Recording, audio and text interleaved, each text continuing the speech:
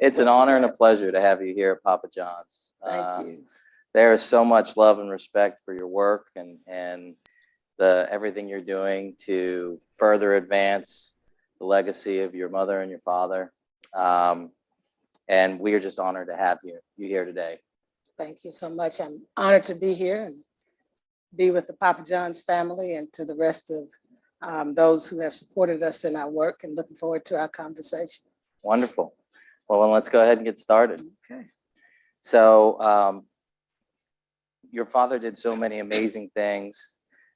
One of the things that he really focused on was this idea of a beloved community.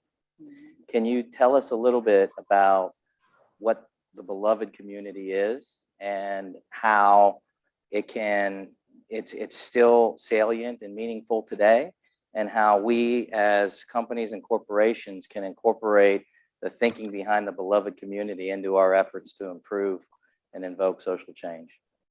Yeah, I'm gonna do it in this context, because you and I spoke earlier about what's happening right now in our world with Russia and the Ukraine, which I would say it's not just Russia and Ukraine, it's the whole world. You know, my father said that we are caught in an inescapable network of mutuality tied in a single garment of destiny. And I cannot, what affects one directly affects all indirectly. For some strange reason, I can't be all that I ought to be until you're all that you ought to be, and you can't be all that you ought to be until I am what I ought to be. What's happening now affects all of us because we live in a global world. We're interconnected because of the advancement of science and technology. And my father, in 1967, his book, Where Do We Go From Here? Chaos Community, talked about this world house and the things that threatened us as citizens of this world, as a family, a human family, and that being the triple evils of poverty, racism, and militarism. As you think about what's happening now, militarism and the destruction that's going to happen as a result of all this, there's a desperate need for beloved community thinking around the world. That really the resources that are around this world, no matter where we find them, don't belong technically to any one nation. They belong to humanity. And my father pushed us and challenged us to learn how to live together as a human family with all of these resources. Or if we don't, we'll perish together as fools. And I think, you know, unfortunately, this is the work of foolish thinking. And so the beloved community brings us back to a space where we understand a world, a community where injustice ceases and love prevails. That manifests itself in just and equitable circumstances. It manifests itself in compassionate thinking and acting, in creating our policies. It manifests itself in working through conflict in a way that people's dignity is maintained. And so those are the things that we think about in the beloved community. I mean, simply injustice kind of ceases. It diminishes, and love becomes preeminent, and it becomes the very thing that drives us in our thinking. You know, it drives us in our actions. It drives us in our decision making. And right now, that's not happening. So, you know, when you think about, you know, corporations, you know, there's been a heavy emphasis in these times on corporate social responsibility. I remember having a conversation with my mom, probably somewhere around 95, 96. And we were talking about this generation and its ability to address, you know, when I said this generation, I meant 96, to address, you know, the issues that we were facing. And I said, for some reason, you all had a different kind of strength and your focus was heavily on government responsibility. Although during the latter part of my father's life, he started challenging corporations. So I said to her, I started talking about, I think we're moving towards the age of corporate social responsibility. And that was 96. And then as 2000 came, I really started feeling that. And then suddenly, corporations started engaging in understanding that it's really not just about the bottom line and the profit. And not just about our shareholders. It's about an entire sense of responsibility to everyone who intersects with that corporation and everyone who the corporation intersects with. So whether you're talking about your employees or you're talking about your customer base or the communities that you're doing business in, the shareholders, the suppliers, ultimately just humanity and the environment. And so corporations, when you think about the beloved community, have to begin to focus their attention on how do we become more concerned about what not just happens within, but what happens without our walls. In the church, we used to say, the church has to be concerned not just with church, but what happens beyond the walls of the church as well. So the Beloved Community Corporation is a corporation that's love-centered. And I know that's a word we don't like using in the corporate community. I like to use it. I'm glad you do. And hopefully, others will be infected by it and operate from it. It's an environment where it feels like family. There's compassion that, you engage in terms of decision-making. Obviously, it's inclusive. There's so many elements when you talk about the beloved community that we have to begin to think about, but it's about aligning policy, practices, and behavior within the corporation and how the corporation responds outwardly to this notion of ensuring that love prevails and injustice ceases. Something that you said there inspires me. And frankly, I think the companies that do it the best find ways to do good both inside and outside their companies that do drive benefits to the bottom lines and for their shareholders. So those things aren't mutually exclusive, right?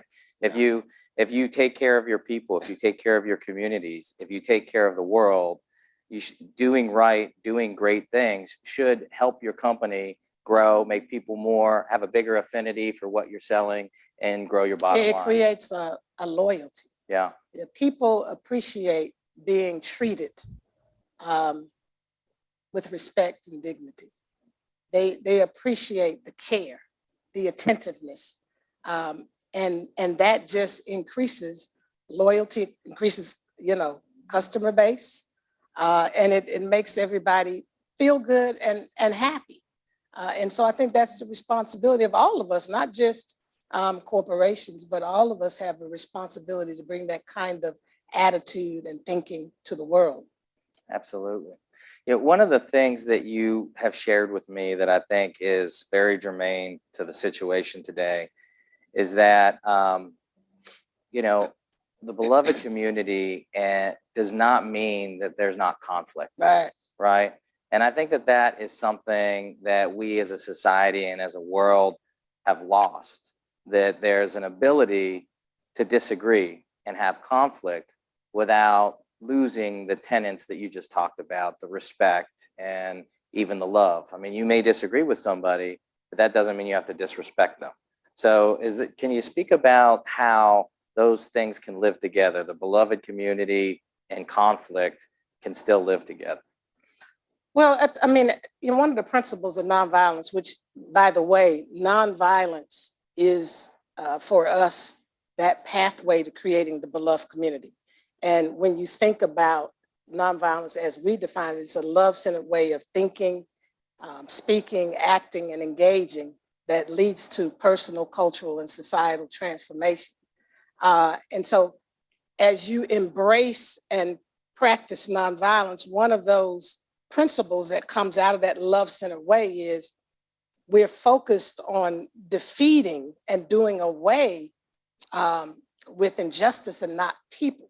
You always want to remember people are valuable. People should be treated with dignity and respect, even when we have disagreements, even when we have conflict, even when people are not being nice and kind. You want to create an atmosphere so that that person has an opportunity to even be transformed. And so your posture is always one of first seeking to understand than to be understood. You know, many times in conflict, we kind of arm up and we feel whatever, you know, position we have is the right position and the other person has the wrong position. And so when we go into any conversation, it's very combative. And the nonviolent person takes a different position. They take the position that, number one, I'm both the teacher and the student.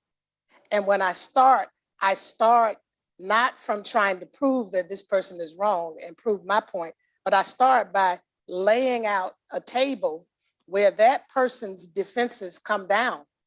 So instead of trying to come to the table charging them, I come to the table trying to understand them.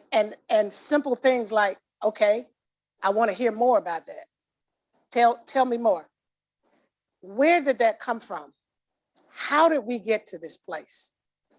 As opposed to, no, you're wrong. This is wrong. It doesn't mean it won't be revealed through time and conversation. But what it does is you still are maintaining that love posture.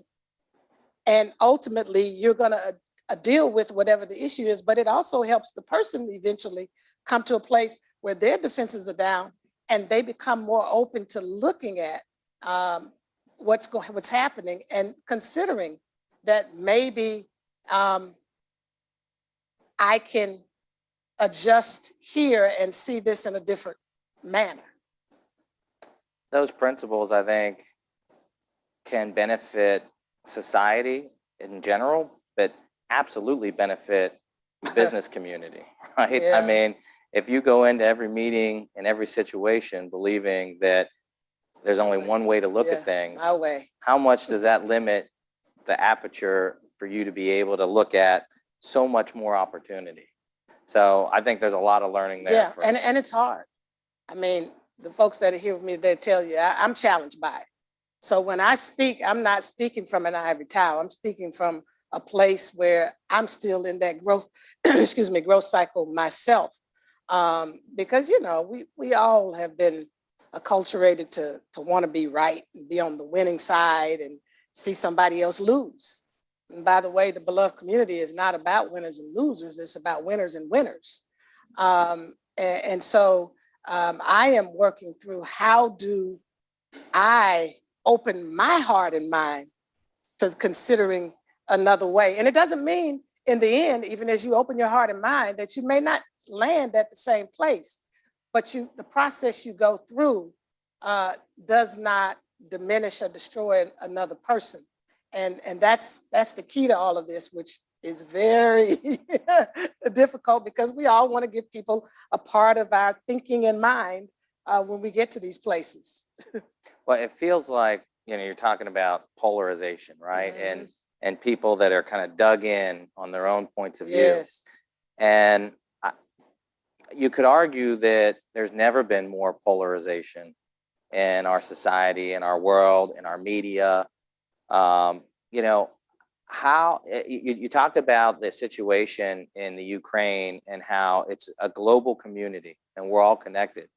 And that's, you know, that's a figurative thing, you know, idea, but it's also a literal thing. The world's never been more connected through technology and social media and all the other things that connect all of us. How can this connected community that seems to be so polarized right now take the principle of the beloved community and maybe get us back on the right track? Well, it goes back to what I said initially. We have to first start with a shift in the way we think. And so we have to understand and accept our interconnectedness and interrelatedness. that you're a part of me, I'm a part of you. Because when I have that kind of mindset, I approach things differently because I begin to think about what is the best outcome for not just me, but what is the best outcome for all of us. That takes us into much deeper waters of thinking through decisions that we are making, because they have implications even past whatever direct group that you're tied to. This situation right now is going to impact our economy. I mean, gas prices are going to go up and some other things. But it's also going to destroy some lives. And my father used to say, one man's, which he meant one person's death diminishes me, because they are part of our humanity. And so in order for us to get there, we have to, my mother said something to Tavis Smiley, who interviewed her for her last interview in 2005 about Osama bin Laden. She said, do you think this nonviolent stuff works when you have a person like Osama bin Laden? She said, absolutely. Yesterday, today, and forevermore. And, he pressed her a little bit more, and she said, look, the bottom line is, if we take the teachings of nonviolence, which isn't, they're not easy.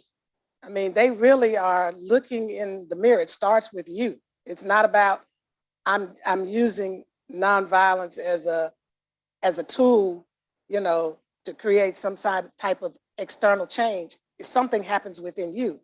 If we take those principles and those strategy steps of nonviolence and teach it to children, then we won't have Osama bin Laden, because we would have raised a whole different generation who first understands that we are interconnected and interrelated, and then we approach even competition in a different way. I said this in the last fireside chat that I had with some of the corporations last year, and I'm going to keep pushing it because I think it's important. When we look at our society, when we look at the issues of social inequity and social injustice, issues around the environment, when it comes to addressing those things, in my personal opinion, I think the capacity to bring about substantial transformation in regard to all of those things lies within corporate America. But corporate America has to see itself as a part of the collective solution, not individual solution. Yes, you all have, individual metrics, goals, and outcomes you want to achieve, but there has to be a collective commitment to the social good, where in these areas, these pressing issues that we're talking about that continue to divide people, corporations find a way to combine their forces. It really troubled me that during the pandemic, when things slowed down, we had more time to be thoughtful, considerate, and understand some of our social fault lines, that we didn't use enough energy to say, hey, we're all kind of forced now into this digital world. Why don't we figure out how we can collectively, and I'm speaking in the corporate sense, get together and use our strengths and resources, because each corporation brings a set of strengths and resources, to resolve the digital divide and the fact that we have digital deserts. There are people who don't have access. And we know that from many of our children. So now what's happening is we already had this great chasm in the education, between Black communities, brown communities, and other communities. Now it's gotten even wider, because of that digital divide. And we didn't spend time saying, hey, as a collective, let's come out of this pandemic with that win together. So we can point back to during the pandemic, this is what we rose to the occasion to do. And that's beloved community work, because that's really thinking about the well-being of the whole. And that's where, you know, your love goes with your compassion, your care. So, yeah. No, I think that, you know, the pandemic has obviously been a time for reflection. It's also been a time of volatility, right? A time of, you know, there has been a lot of efforts since the summer of 2020, the murder of George Floyd, all of the, I personally, in my lifetime, in my, call it corporate career, which is 20 plus years, I've never seen more movement towards corporate America trying to do what is right, not just for their employees or their shareholders, but for our communities and our country and humanity. I would love your perspective, because obviously you talked about one instance where we haven't gone far enough. What is your perspective over the last 2 years on where things have moved in the right direction in regards to what you believe furthers our advancement towards becoming the beloved community? Where do you think, you already mentioned one, but where do you think there's gaps? Where do you think we haven't gone far enough or aren't doing a good enough job? Well, I think for me, obviously, there have been some corporate leaders and corporations like you all who've taken great strides in trying to create cultures that are geared not just towards diversity in terms of the number and, you know, having the faces, you know, of different, you know, racial, ethnic, and other groups in your corporation, but an inclusion, you know, ensuring that the voices are really heard, but creating belonging cultures. You know, I've seen that language more recently, in recent times. Is one of our core values. Yes, it's one of the core values, which is a little bit different. And when people feel like they belong, they fit here, that has that family feel. I love going to work because, you know, those people really, you know, they pay attention. You know, we look and we hear. We don't ignore each other. We don't pass each other. But we really are, you know, attentive to each other as we do the work. You know, this is not a mental ward or anything, or a hospital, but it is a place where we are human beings who've come together collectively, you know, committed to a mission and a vision and a mission and values. And we have to live those out within that corporate space. So I've seen that happen. I've seen corporations make commitments, you know, outside of the corporate culture. You know, some got involved in some of the issues of social justice with voting. You know, some, you know, last year, right after George Floyd, with hate crime legislation here in Georgia, because we didn't have any previously, and thank God for that in terms of what just happened, even in the Ahmaud Arbery case. Yeah. So we've seen those kind of things. I think where there's still a struggle is how do we create, you know, true equity across the board? How to, and start speaking of boards, you know, I think the place that corporations could do more work and do it quickly, because you don't have to worry about labor laws, is to truly create a diverse, inclusive, and belonging culture at the board level. There are not enough Blacks, and I'm going to speak for my particular community. There are not enough Blacks on corporate boards. It may mean doing some quick work. You know, it may have to change bylaws to add to the numbers, and eventually, you know, change the terms of individuals. That goes back to a commitment. In the beloved community, there's a commitment to the whole, but there's also commitment to the other. And in the beloved community, there's sacrifice. I mean, you know, that's a word that we don't like to talk about a lot. But it's sacrifice for that greater good. I mean, that's, you know, when you look at the life of my father and my mother and all of them, they made great sacrifices for the greater good of the Black community and the rest of the country and the world. And so those changes that can happen in the boardroom, because, you know, everything kind of follows the head. And you think about the brain. I mean, when the brain is not functioning, you know, we think the legs are carrying the body every day, but it's really the brain. Because as soon as that brain shuts down, those legs can't move anymore. So it's important that we create more equity within the boardroom and create pathways for that to happen in the C-suites and throughout the culture and supplier diversity. I mean, all of that has to take place. And I'm going to put another plug, because I'm working with an organization called the National Black Bank Foundation.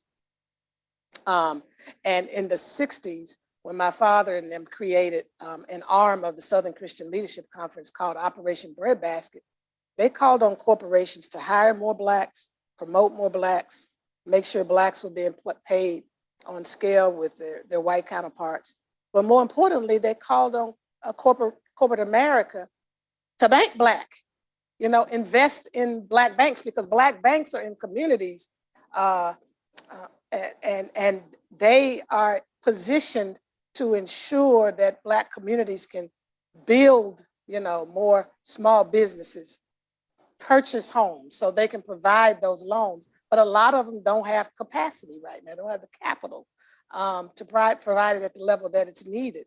And so as corporations see contributions even in that way, because when everything happened and the money went all over, that's one place that people didn't even think about, you know, investing in, which is really an investment in helping to chip away at the racial wealth gap.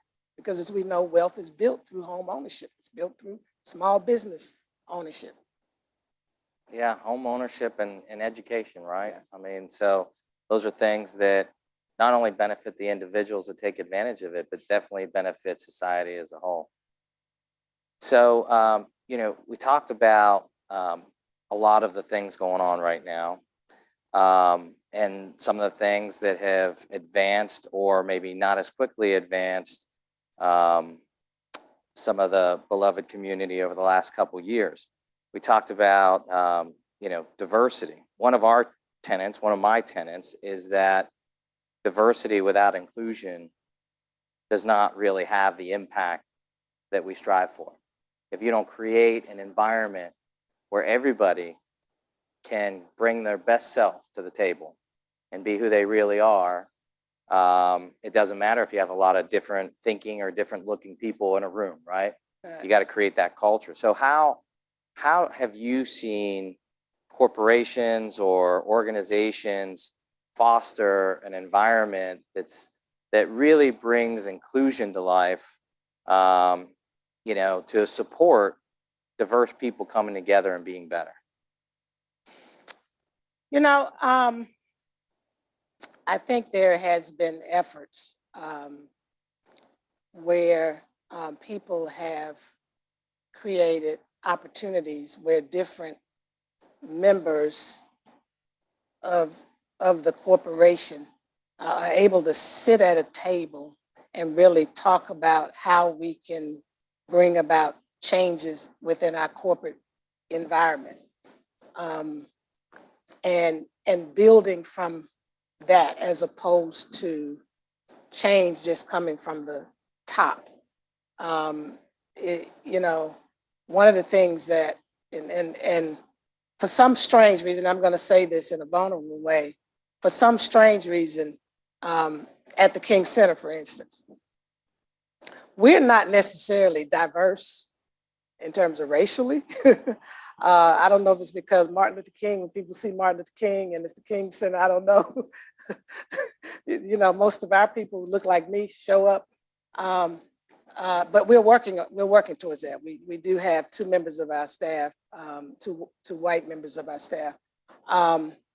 But diversity in other ways, in terms of, because this is what's important, because it's not just about, it is about, but it's not just about ensuring that you reflect, you know, the racial dynamics, but it's also about ensuring that you have a regard and a respect and a value for people. And, you know, in our culture, I remember a few years ago, well, when I first came in the door, for instance, I told everybody, no matter where you work inside the King Center, you're valuable and you're significant. Because I understand that what makes us go, what helps us to do what we do, is every single person inside of that corporate culture. There's no little me's. We're all, you know, collectively together making this happen. And for me, I always had an open door. It's like, you know, my door is open. If there's, you know, anything you want to talk about, I didn't create a firewall, you know, between me and others. As I fast forward and we started thinking about how are we going to show up in the world? And that's a question that companies need to start asking. How do we want to show up in a diverse world? How do we, as the institution whose vision is about the beloved community, how are we going to show up committed to that in the world if we internally don't do the work to align ourselves with that? So part of that work is including the different voices in the process of what that looks like. So we started exercises. The pandemic interrupted it, as you know, Kennedy, when we started this. We started exercises where we literally started. I came in the room one day and I said, okay, and this is everybody that worked there. I want you to tell me in one word what beloved community signals for you. And I was amazed at the fact that for the most part, nobody repeated a word, and every word that they said was significant to the beloved community. So in that room at that point, I was not a CEO. I was a member of a family. I was a member of a collective. You know, there was not, you know, boss or supervisor and the ones who work in their department. We were together. We were doing this together. Because when we come out of this, we want to make sure this is something collectively that we can live out and practice. So I think that's what has to happen when you're talking about diversity and inclusion. Because I think, you know, it's one thing to say, let's quickly turn on a light here, you know, flip a switch there. But it's another thing to say, let's back up. Let's do an entire cultural scan, environmental scan, you know, to see where we're falling short and be honest about that. And then involving people in the ground up process for that change and transformation to truly happen so that there's ownership and buy-in. And, you know, you feel good about it because, you know, I participated in that, you know, my imprint is on there. Takes some courage though, right? Because people may have different ideas than you do about what you want your organization to be like.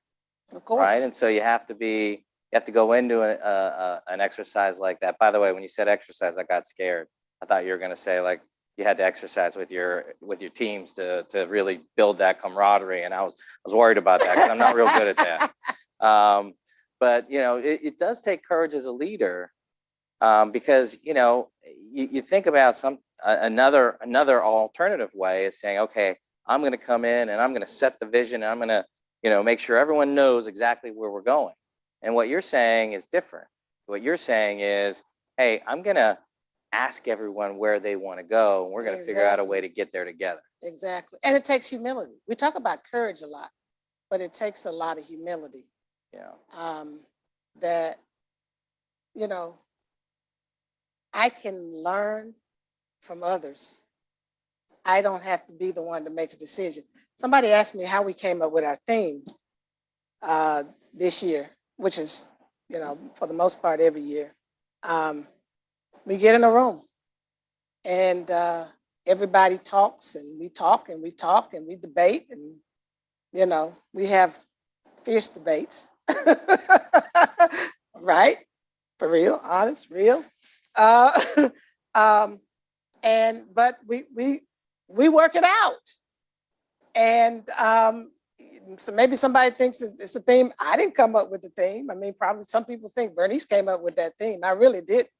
The team collectively through our process of having these discussions and debates came up with it starts with me and shifting priorities. What I try to do is set a tone to say, y'all, it's got to be something that the world needs to hear right now. We don't just want to put something out there. We want something that's meaningful. And then somebody else, I don't know if it was Kennedy, but somebody else said they wanted to be actionable. We always talk about how can it be actionable, because we don't want something where people are just theorizing around it, but they're able to do something as a result of it. And so again, it's that process of making sure everybody feels like they belong and fit into this, that they can, I'm sure when y'all look at this, those who participated, you feel like that was part of me in there, and they can own it better. Otherwise, we're just giving it to them. They're just going out and articulating what you gave to them, as opposed to it came up out of them in a process that they were a part of. And they can own, like you said. Yeah. So something you mentioned was shifting priorities. And that's the theme for the King Center this year, right? Can you tell us a little bit? It might be forever. Can you tell us a little bit about that and what that means, and maybe how you personally feel you've had to shift your priorities a little bit throughout the course of your career? Yeah, so my father in that book, Where Do We Go From Here, Chaos of Community, gave us some warnings as a nation and world. And he said, we must rapidly begin the shift from a thing-oriented society to a person-centered society. And we were talking about, how do you really create a beloved community unless people have the priority of people at the center. And for him, it also meant, because he said one additional thing, that our loyalties can no longer be sectional, group oriented. They have to be ecumenical. They have to be focused on having an overriding loyalty to all of humanity. So the person-centered is, you can be person-centered and favor a particular group and still be person-centered. But this person-centered is really this overriding loyalty to all people in groups. And so it was about shifting the priority to really be thoughtful about people, concerned and compassionate about people, considerate about people, and the things that affect people's lives. When people come to corporate America every day, they're bringing a lot. Many people are bringing a lot of trauma. And that's another thing that has to be acknowledged in these environments as we create the beloved community, because, much of what's happening in the world is people are operating out of their traumatized selves. As the saying goes, hurt people hurt people. But we can be part of the healing. When we have a love-centered framework, when we're love-driven, we can be that healing balm for individuals, even if we're not, in the business of trying to counsel them. But it does make a difference that today you treated me like I mattered. And so for me, this is the journey I've had to be on. I'm task-oriented. Check the box. Yes, task-oriented. Sometimes I will go straight to the task and forget, how are you? When I'm texting, when I'm sending emails, there are many times to this day, I'm better. So I said, I'm on this journey. I have to erase and start from the beginning and say, how are you doing? Or some other statement of that sort, instead of just immediately saying, unless I've already sent you an email with that in it, and this is just an additional one that day. But I have to be conscious that it's a new day. So even if I said that yesterday, today, I still need to regard that person and value that person and slow down enough to not let task-centered control me, but to be a little more person-centered. So that's one way. The other way, which is one of my greatest challenges, is listening. Can I get an amen from Delise Drain? I can give you an amen on that one. Let me finish. See, you all are not guilty of that kind of stuff, but I'm sure you have some other things you're struggling through. And because when you're passionate about something, you believe, you know what's right. You just and so I'm not there, but I see at least I have been working towards that. I'm more successful, I notice, when people are not as close to me. So now I have to do an audit of my thinking on a daily basis, because it starts with me, So why is it that the ones that are closer in, I'm not patient enough to really listen, not to respond, but to understand and ask for further clarification, in whatever it is that we're talking about or dealing with. Because I'm very much that way with other people and believe in that approach. It is so powerful. I've seen how it works. My father had that kind of capacity. And that's what made him such a great leader. I mean, he can sit in the midst of debate and argument and really listen. And the interesting thing is, because he had that capacity, when they left that room and he spoke near the end, because he let them talk a lot, and he would interject. And even though they still may have said they may disagree with some things, when they left that room, they were on one accord because they respected his leadership, because he valued them as people. He valued their thinking, Sometimes because people are in certain positions, we don't value their thinking and their input, They're not an executive, so what do they have to say? You can learn a lot from a lot of people in your corporation.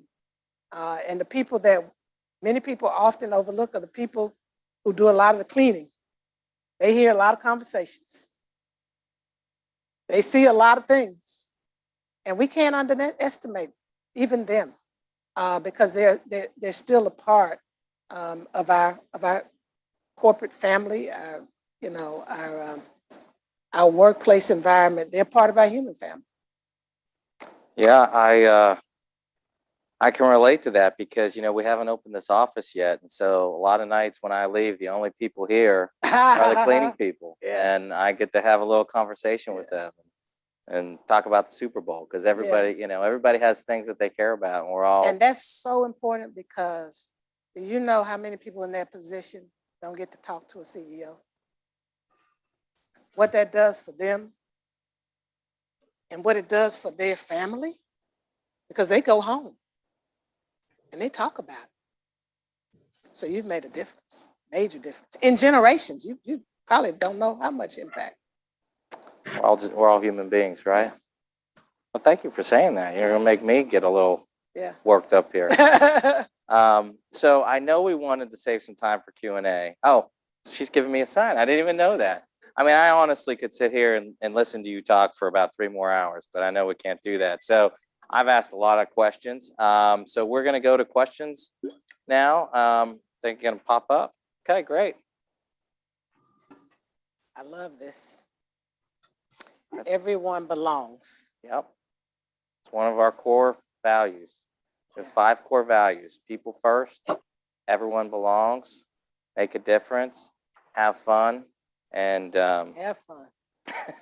You gotta have fun. We run a restaurant company. We sell pizza. If you can't have fun selling pizza, I don't know. You know what?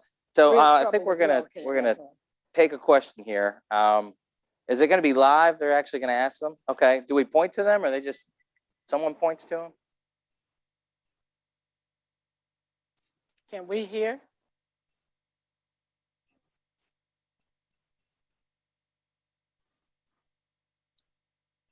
Christian?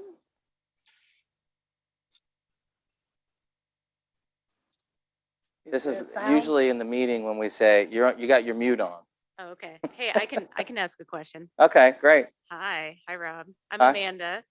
Hi, Amanda. Hi, very nice to meet you. So my question is, and you talked about this a little bit, but Dr. King refined the philosophy of nonviolent resistance to racial segregation, brutality, injustice over many years. And, certainly in the beginning, there was a lot of just dimensions of the civil rights struggle. And we talked about this a little bit, but I think right now, question is, how do we as a people continue to live out this Dr. King's nonviolent ethos in a world that just feels so divided? Well, I was listening to somebody yesterday in a conversation, and they said, love is like a muscle, it's like the heart. And the more you exercise it, the stronger it gets. I don't think people believe that, because we believe that when we may operate out of love and we receive hostility back, that we have to find a way to match that. And I disagree with it because it's bigger than that person. And I don't think people understand that. What my father and them understood when they were fighting against the Bull Connors of the world, they were also fighting for the liberation of all people, including the ones who were indifferent, apathetic, and uninvolved, that were looking in on what was going on. They knew that their posture was going to inspire those individuals. So if I become like the thing I'm fighting, then those that are on the outside who are looking in are going to be like, I'm not going to join this effort, And so it takes staying in this place of constant reminder that the nonviolence is not about them. It's about me. The love is about me. It's not conditioned on them. It's the outflow of my concern for the others. And so I'm willing voluntarily, everybody can't do this, I get it. I'm willing to make that necessary sacrifice. But it really starts with, and I'm inviting now corporate America to go through our course that we have now online at your own pace. It's about 16 hours. And it will revolutionize your life, and it will give you the posture, the mindset, and the practical ways to address polarization and divisiveness. Again, if we don't start in a place of, I have to win, it's a little bit easier when I think we have to, we meaning you. We have a lot of political polarization now. Democrats divide against Republicans, Republicans divide against Democrats. And I'm saying we're still a part of the same human family, and we're still faced with poverty, racism, and militarism. And it's affecting people who are Democrats and Republicans and independents and know whatever. It's affecting people. And so the polarization is not helping us collectively. And so if I just dive into it and I want to kind of compete on that level with everybody else, I'm not cutting off, as my mother would say, somebody has to cut off the chain of violence. I'm not cutting off the chain of violence. So I have to have the courage, the strength, the humility to lay a foundation to provide an opportunity to disarm some folks. I shared a story to this lady. I love this woman because I love everybody. I didn't mean it that way. But I love the teachings of this woman. Her name is Irshad Manji. She wrote a book called Don't Label Me. Very powerful book. the notion is that we all have our identities, numerous. And as soon as, you know, we approach people, we kind of labeling them according to whatever those identities are. And we define them according to that, not recognizing that people are more than those labels. So for instance, if that person's a Republican or if we call them a Trumplican, whatever language we use, that's one of them. So we just kind of broad stroke and say, that's them. There's nothing else there, period. So what do? We shut down, cut off, no further engagement, point a finger, or whatever the case might be. When the reality is, if we allow ourselves to connect in a way that we're not trying to show them what's wrong with them, but we show an interest in them, something begins to happen. May not happen with everybody. That's not the point. The point is, am I able to maintain the right posture? And in maintaining that posture, again, there are other people that are aware, are watching, that are looking, and they end up being won over in the process, even if you can't win that person or persons over. So I know this is difficult for most people, but it's real. And it worked. It worked with my dad. And so I challenge people to come on the kingcenter.org and go to our Nonviolence 365 online, because you can't just do it in your head and say, okay, nonviolence just means, you know, I get my head beat up. That's not what nonviolence is. Nonviolence is very strategic. Nonviolence is powerful. It resists evil. It doesn't just take evil. It still corrects injustice. But the posture is love-centered, and it always ensures that people, even our adversaries, have their dignity. Dr. King. I know most people don't like to hear that at all. Okay. Huh? Will we hear? Okay. Dr. King, thank you so much for sharing that wisdom with us. My name is Bert Feeling from Southwire Company. You have the benefit of executives, board members, and shareholders from Southwire listening. On your website, you talk about the riot of the language of the unheard. And I really want to understand, you say a riot is the language of the unheard. I'd really like to understand what more can corporations do to help the unheard. Obviously, Southwire has done a lot and participated in things like voting and creating a space for everyone to vote, but would love, again, to get your view of that. Thank you. Thank you. I think there are greater partnerships that corporations can create in the communities where they sit. Not saying that it's not happening, but when I say greater, there can be intentionality around that community and the needs of that community holistically. You know, I don't know how often a company does a total analysis of the community where they sit and decide upon 4 things that we're going to be intentional about tackling in that community. For instance, just something, you know, on a smaller scale, we have a lot of underperforming schools in this nation.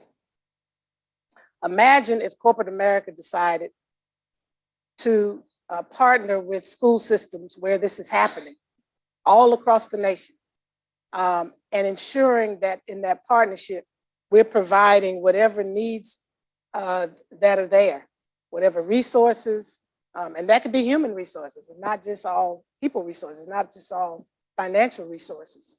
I think we could see a great change in our educational system and some of the divides we talked about otherwise. So whether there's a need for technology, tutors, mentors, if there's need for brick and mortar so the school can, you know, look better or whatever. You know, I think those are the kind of things that have to happen in community. And again, I challenge, you know, corporations to consider investing, as I said, in Black banks, opening accounts in Black banks, take out loans to do certain things that you're doing with your corporation with these Black banks, because those Black banks, as I said, are committed to providing loans for home ownership. Because the language that we're talking about, that people are being unheard, they're being unheard because their economic needs are not being met. You know, people don't have livable wages. You know, people don't have access to quality health care. You know, they're food deserts. I mean, there's all kinds of things that are happening in these communities. And what about creating some kind of a pipeline for these young people to begin doing internships with your companies? We talk about these water boys a lot in Atlanta. Some of the corporations could get together to help the city of Atlanta resolve that issue with some of those water boys. Believe it or not, I think that can happen. Now, there's always going to be an element of crime, an element of darkness in our world, but it does not have to be predominant. And the reason it's predominant is because we have not collectively looked at how can we be intentional about some of these things that we can contribute to and see a change. I just happen to believe that I'll be conservative on this. I happen to believe that 50 to 60% of what we're facing, corporate America in your collective strength can resolve. I just happen to believe that. And that's excellent. And in fact, Southwire has a program where we work with students called the 12 for Life program. So we welcome you to come visit us anytime, and you can see what we've done in the last 15 years to really help students graduate from high school. Thank you. Thank you. And I just want to say, I'm speaking of systems now, beyond just a school.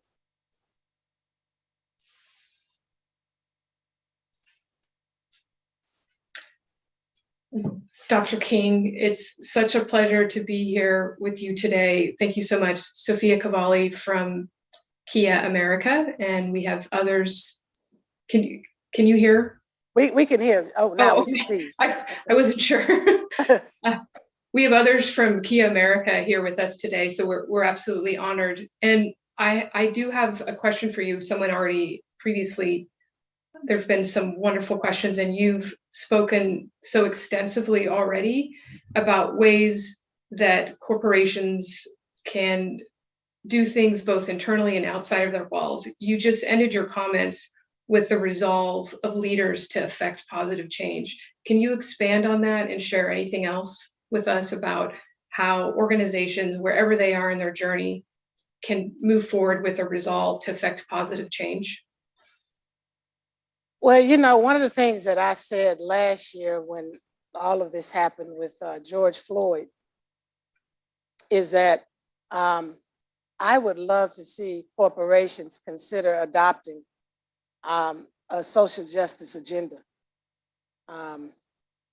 You know, that's going to look different for different corporations. Mm-hmm. And in my personal opinion, I think some of that has to involve leveraging the strength of the corporation at our state houses, at our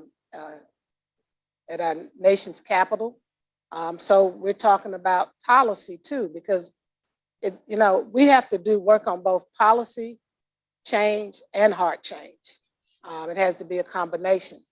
And so I think that's one of the most powerful ways is for corporations to sit down and say, okay, how do we as a corporation want to impact social justice? What are the outcomes that we want to see happen in our nation? Instead of talking about and being concerned about, which all of us are, what's happening, what do we have the strength in this way to do? And what other corporations can we work with for this to happen? I just think there's got to be a better collaboration among corporations and even working in partnership with some of the small businesses and civic organizations in this way. I know corporations give money to civic organizations, and that's still needed because we are one of those. But there are ways that corporations can, do the heavy lifting of really assessing the needs, as I said earlier, of those different communities, and pulling together an agenda to say, okay, these are the 4 things that we're going to begin to tackle. These are the outcomes that we're going to work towards over the next 5 years, because a lot of this stuff is going to take time. It didn't get here overnight. Thank you. You're welcome. Hi, this is Marvin Boache with Papa John's. Just noticing that since we're here in Atlanta, I thought it might be good to ask a question about Atlanta. I think it was the Allen administration who dubbed the term Atlanta's too busy to hate. And as we think about today, what are your thoughts on how Atlanta sees itself today? And what role do you think its citizens need to play, should be playing in building an equitable community? You know, I think we need to lead the way. I mean, we have such a rich history here in our city, with my father being born here, Atlanta taking the lead in the South in terms of not allowing some of the hateful policies and practices that took place in a lot of the southern cities to take place here in our city, because of the leadership of the corporate community, and at that time, predominantly faith community out of the Black community. My grandfather was very much part of that as a pastor here in the city. You know, there's a shirt that our mayor had on at an event I did with him before he was Mayor Dickinson. And I think it said Atlanta, it was something about Atlanta. It was like leads the way, or everything something with Atlanta. And I just agree with it. When you think about the airport that we have and how the world literally intersects with Atlanta, Georgia, we have the capacity through the lessons of our past to really work diligently and intentionally on creating atmospheres and environments where people can create this beloved community. It's one of the things that, you know, we have been working on behind the scenes to approach the mayor with, because I think we got to stop talking about it now. And part of the work is going to be dealing with the great wealth divide that's here in our city, because that's one thing that if we're going to be that beloved community, if we're going to represent being the hub of civil and human rights, we got to deal with the unjust distribution of wealth and economic development in our metropolitan area city. And so the corporate community, some of the other municipalities, you know, I don't know enough about how often the municipalities work together. I know some of the law enforcement have been working more together recently in trying to address some of these issues around crime. But it's a metropolitan-wide challenge. And so key leaders through chambers and et cetera, is now time to say, okay, we've been talking about this a long time. What 3 major things are going to make a dent in this city to overcome that economic gap? And really putting our thinking behind that, our energy and talents behind that, and our resources behind that is what's going to be key. If without that, it's not going to happen. I graduated from Leadership Atlanta in 2020. That was the 50th anniversary class. We were the longest class because we were the one that entered into the pandemic and graduated, you know, in the pandemic. First virtual, you know, class, so to speak. All of our classes were in person, and we had the last 2 or 3 that were virtual. And I just scratching my head, if these are supposed to be the key leaders in our city through all of this time, why do we have this fundamental problem? And it's really disturbing to me. And I think a lot of it has to do with people making a decision, those especially who have had the power, really making a decision that we want to create a fair and equitable city, and that we're willing to take not just risk, but we're willing to create inclusive means, because we don't always do inclusive means in economic growth. We decide we want to do something on this side of town and we go for it. We don't even think about the people that live on that side of town, what they think about it. What do they want in this community? You know, how can they be a part of this economic growth? How can we even make them an economic part of it?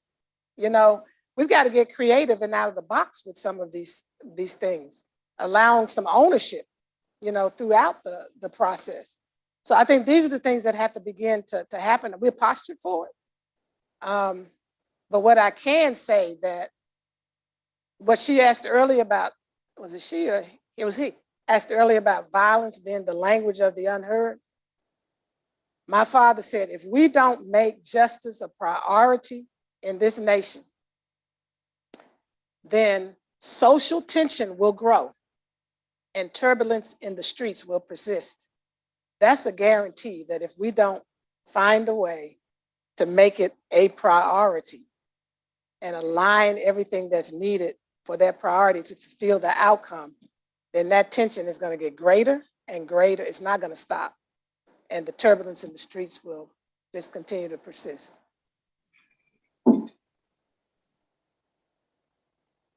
Okay, I think I'm next.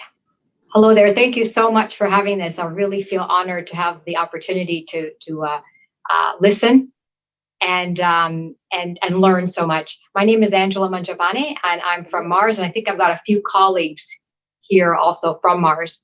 When I say from Mars, I actually should say with Mars, the candy company, not from. Exactly. I was going to say, how is it up there? So the question I have is, obviously, you know, I love the concept of the whole beloved community. And at the same time, I know for me personally, I'm living in this virtual world, right? Many of us are still grappling with, you know, do we go to the office or not office? And I'm more of a person that I love to connect with people face to face. So can you give a perspective on, you know, is there an opportunity that we can actually maybe accelerate this beloved community through the virtual world, or does it impede us? Because it is something I have to say I struggle with, because like I said, I like being with people face to face to do something, as opposed to the digital world and the virtual world we're in. Well, you know, for me, the beloved community transcends space and place, because to me, it's a mindset, it's an attitude, it's a heart perspective, and it's the way you engage people, whether you're with them in person or whether you are virtual. And so even, I don't think it impedes it. I think it challenges you to be even more beloved community oriented, because you don't have the capacity to physically be together. So you have to be more intentional about certain things. I know one of the challenges I have, this is something small, but one of the challenges I have in the virtual world with Zoom is waiting for everybody to finish and not cutting in. That's a real challenge, because there are things you can't determine if they're really finished or not, because it's something about being in the room with a person's posture. You can sense when they're about to end something. So that's just one thing. But I also believe that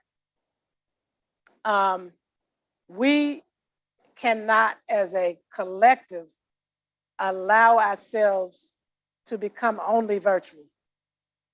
I think the hybrid is something we have to be intentional about, that we don't let ourselves stay in this virtual world. And I know everybody wants to work from home now and in all these other spaces, but I think we have to create opportunities for the connection that you talk about, you know, in wise ways, of course. But there are ways to do that. There are ways to create smaller settings, even virtually, where people can have a sense of community and develop this notion of the beloved community.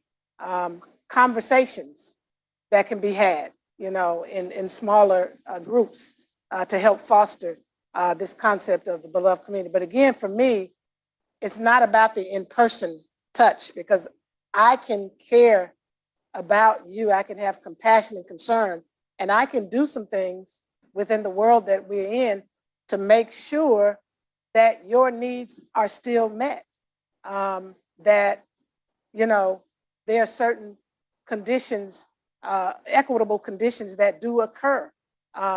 So it doesn't suspend itself because we now are on a phone or we're on a screen. It's the mindset that you have throughout the entire process of engaging with people.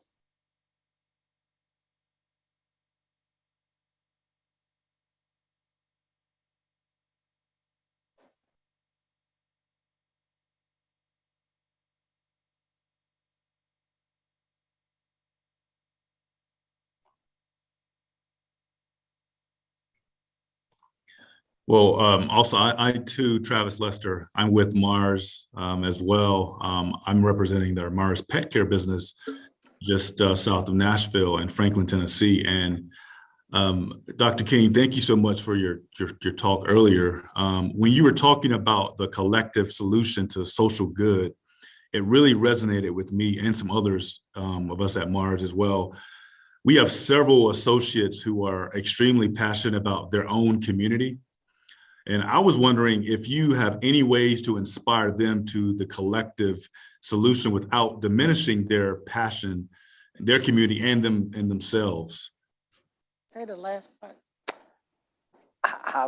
Sir, can you just repeat the last part of your question? How can, I was wondering if you can have any ways to inspire all of us to have collective solution without diminishing our own passion and our own community and ourselves. Yeah. Collective without diminishing the capacity, your passion about your own community. So I want to make sure I hear you right. I'm getting to talk to you, sister to brother. So you're asking me, how can you be a part of the collective engagement of the whole and still ensure that the passion that you have and concerned about the Black community that you come from is not diminished? Is that what you're saying? That's right. That's right. And there's others, other groups in our business have the same question, right? Be it Hispanic group or LGBTQ groups. Yeah, you know, how do intersectionality. We, it's the intersectionality question. That's right. You know, that's why I think it's important to spend time doing that kind of assessment, to see where the gaps and the needs are. And then working collectively through a process of prioritizing, especially where there's commonality. You know, looking at the issues that are the broader issues, but impact those groups collectively. And then working collectively together to petition your corporations, because it's one thing to do it within. I think you have to do it without too, across the board with other corporations, and present that and say, this is what we have come up with, and we would like to have our company, our brand, be a part of helping us to bring this to pass, whatever that is. I mean, I can't say that's something you have to come up with as you all collectively sit together. And, you know, because one of the challenges I always see in the world of diversity is that in the name of diversity, we do often forget that there are people who are still at the bottom and still last, still locked out and left out. So what do we do about that? What is the intentionality that we can do so that the rest don't feel like you're favoring, but at the same time, you know, if you continue to ignore the weaker, I don't want to call it the weaker, if you continue to ignore the ones whose needs are not met the most, then the gravity of the tension is going to increase drastically. And so you have to find a way, in a mature way, to help people understand we're going to address all of these, but we got to address the equity issue because that's what equity is about. When you think about equity, you know, I'm sure you've seen it. If you haven't, go online. You know, these three folks, different heights, they're looking at a ball field and there's a fence there. The one who's tall can see over it. The one who's kind of, you know, just a little bit not as tall as the other one can see right there at the fence, and the other one can't see at all because they're short. And if you create equality to say, okay, we're going to make sure this happens to this group, this group, this group, this group, that person who's the shorter person, you might give them the same, but they still are not at an equitable place that they can see the ball field. So we got to figure out that this community is going to need more than this community.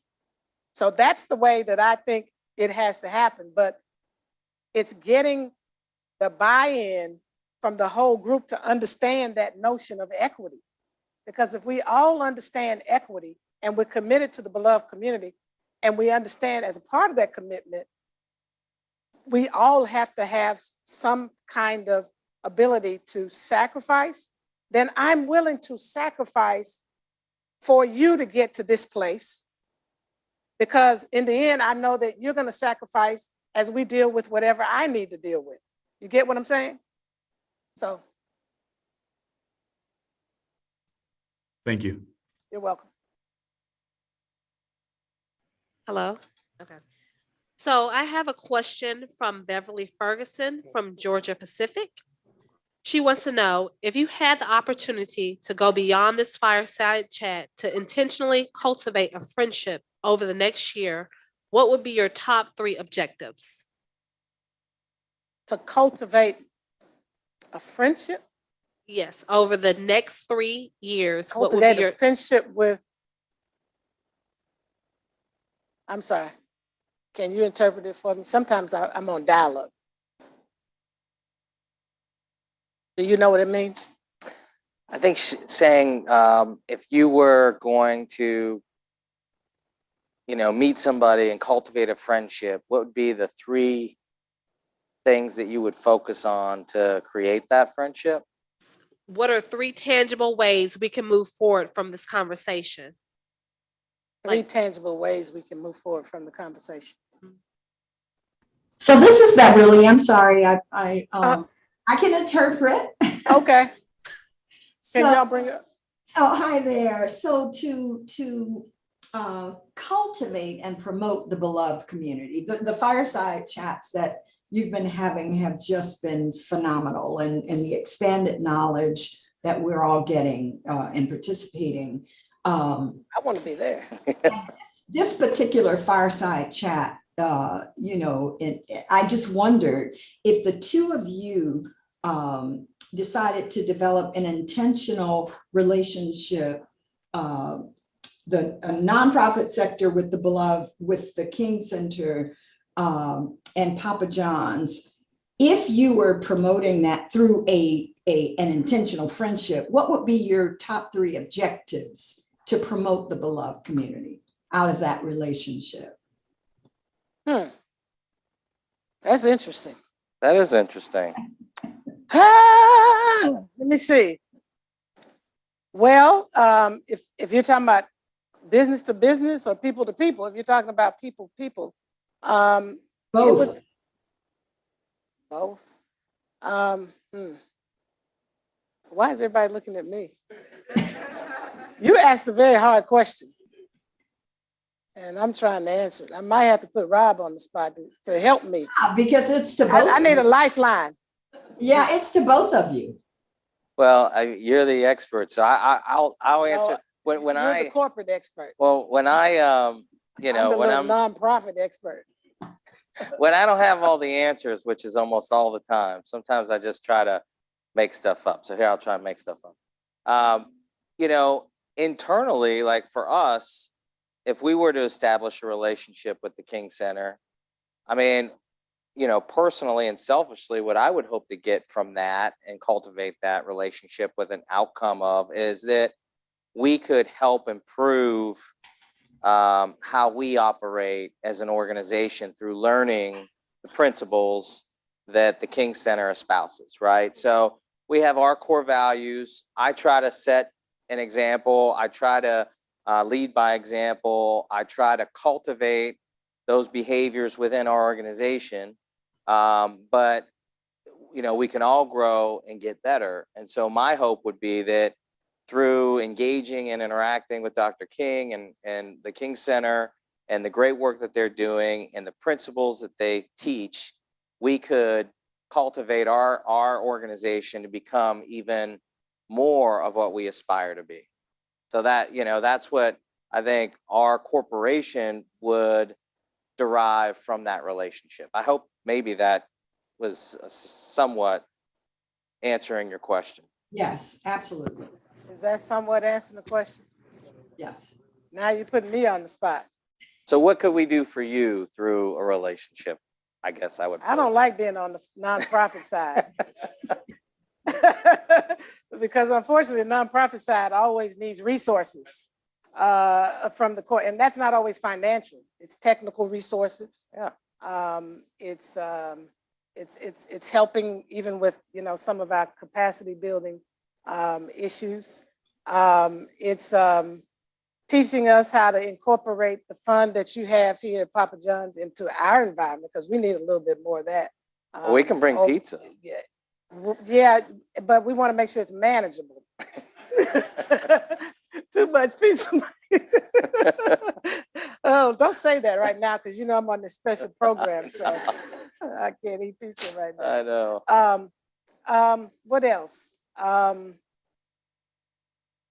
I think I want to strip past the corporate part, but I think a friendship that takes place between leaders, whether it's for-profit or not-for-profit, is so essential to better understand, our different communities and where people are coming from, so that we can think more intentional about how we bridge some of these differences. Because I think we have a lot of surface relationships. And we like to keep things like politics out of the discussions, religion out of discussion. And I don't have a problem exploring those kind of things, because, I know who I am, and I'm interested in knowing who the other person is. And I don't have a judgment about that. It's more so about, okay, now that I have a better understanding, I know how to create a common pathway with you, and you can help me to figure out how we create this common pathway. So that's one of the things that I would take. And the same thing, with the corporations, with the employees inside of both corporations. I think we can learn from each other in our world, because we tend to be a little bit, because our culture is more Black, and their culture is more, I guess, multicultural. Having the benefit of an exchange with the companies, I think can continue to enhance all of us and gain better perspectives about the communities where we are situated and that we serve. So I think those are some of the things that I would like to see as the outcomes. As new inhabitants, if you will, of Atlanta, I've been here for about 8 years, but we built a building here to fill with people that are all new to this organization. And some we brought in who've been in Atlanta, and a lot of folks have come from different places. And so we're still in the process of developing or identifying how we are going to bring our corporate culture to life in Atlanta. Mm-hmm. We have partnerships with some organizations here, and we sponsor things and stuff, but we are really in the process of figuring out how we can have a big impact in the community. And so, the fact that you wanted to come here and be and have this amazing discussion that mm-hmm. that we've had, or that, well, I've listened and learned, means a lot to us. And I think that, I think I speak for our company. I guess I do speak for our company, but when I say that, I think that there's an opportunity for us to do exactly what you just said. And, there's all different ways to contribute and all different ways to be, create that friendship as the was used. And we look forward to that, like, as I mentioned, when we kicked this conversation off, we have an amazing amount of respect for the work that you're doing, bringing the legacy of your father and your mother and your own passion to bear on driving the kind of principles that I think the whole world can benefit from. And today, I mean, it's hard to believe that we're having a conversation about nonviolence Right. and the beloved community on a day when when things happen that they did this morning. Yeah. So I know that I look forward to being a resource for you and anything that you need personally that I can help with, and love to explore ways for our organizations to work together just to try and help Atlanta realize the potential that your father saw, that a lot of people who built this place saw, and we're all passionate about doing that. Yeah, and I think this is a prime time for that and so many other corporations to forge. We call them partnerships, but I think we need to call them more real friendships, because we're living in some tough times, and we need each other right now like never before. And there are more people losing jobs, which means, the whole issue with our unsheltered population is going to explode. It's just going to expand, and we got to address that. As much as we want to drive by it, it's something that we have to figure out collectively with our elected officials and our faith community, et cetera. How do we tackle this in our city? I mean, what I hate to see happen in Atlanta is it all catches up with us. And the homeless situation has caught up with Atlanta. As a person who's lived here all my life, we could have stopped this before it got where it is, and we could have been proactive so that we had measures in place to ensure that population was valued and treated, with dignity and respect, and the services that were needed would be provided. And now with the rise in mental health issues, it makes it even more challenging, and as I say, as much as we want to drive to our different neighborhoods and et cetera, the stuff spreads. That's one thing about everything that's happening. We wanted to try to contain it, but it's just spreading, and it's affecting all kinds of people. You can't say it's this kind of person or that kind of person. I mean, when you look, for example, in the rise in suicides, which is very troubling. I just had a very good close friend of mine on Monday who took his life, and I'm still dealing with that. Sorry. And so we've got to find a way in the midst of our business affairs to balance our compassion and care and intentionality around all of these issues, so they don't catch up to us, and now we're addressing them in a crisis mode. I think we can be proactive, and it's going to take the collective energy to do that. So thank you all so much for joining us, and we look forward to continuing the journey of friendship in this partnership.